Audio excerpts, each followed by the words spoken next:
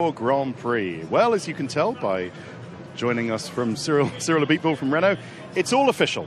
The deal is done. McLaren will run Renault engines next year, and Toro Rosso will run Honda engines, and Carlos Sainz will join Renault for next year. So where shall we start? Maybe the McLaren-Renault deal. What's the upside for Renault being twinned with McLaren? Well, there is a number of upside. I mean, some of them that I can obviously mention. The first one is that it's part of Renault's history to supply engine to great teams. I mean, irrespective of what we do, whether we have works team or we don't have works team, that's what we do. You know, we have 12 or 13 years of relationship with Williams, 12 years of relationship with Red Bull, all of them very successful.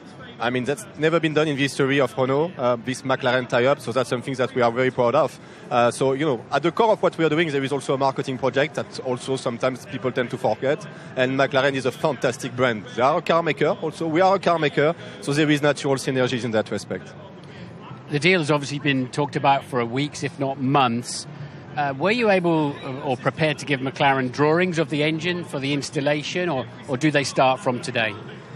No, I have to say that unfortunately they start from today, but I know that they are very good at taking photographs, so it was quite fun because I know that they were in particular, you know, insisting on getting photographs of current installation. Unfortunately, engine is changing quite a lot actually for next year, so they will have to start from scratch.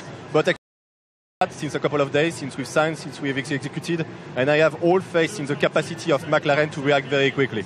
So it's very good of you, because Mercedes said they wouldn't supply McLaren, and Ferrari said that they wouldn't supply McLaren because we suppose they're afraid of what Fernando Alonso might be able to do in a car powered by their engines. So you're prepared here to be beaten by them potentially.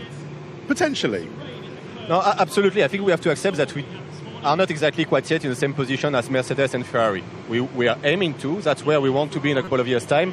But we have to accept that for the time being, you know, we are playing catch-up in every single aspect. On engine performance, on chassis performance, on driver strategy also. So to a certain degree, I mean, the strategy that we have today has to be slightly different. Plus, also, as I have said, you know, it's part of our philosophy to offer an equal treatment to all our customer teams. And we are in existence in Formula One after 40 years, precisely because we've been extremely loyal to our customer teams. And that's something that we will never forget. You've got to go to the French, so let's walk to Canal Plus while we ask you finally about Sainz. Sainz-Hülkenberg is a great liner, but if I understood Christian Horner earlier on, Carlos Sainz is on loan to you. He's not a permanent fixture in the Renault team going forward.